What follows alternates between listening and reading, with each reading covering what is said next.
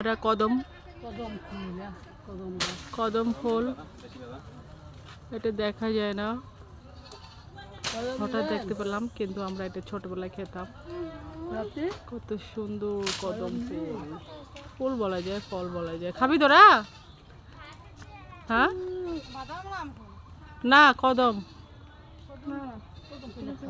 হ্যাঁ তোমরা দিবা, বিক্রি করবা? কত? হ্যাঁ 100 টাকা? হ্যাঁ আয় পিচ্ছি 100 টাকা?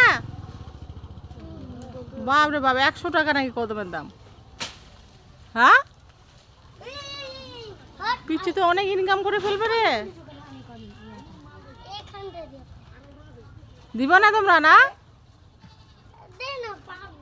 100 টাকা কদমের দাম। দেখছি পিচ্ছিগুলো কত চালাক। না এটা সরকারি ভাবে।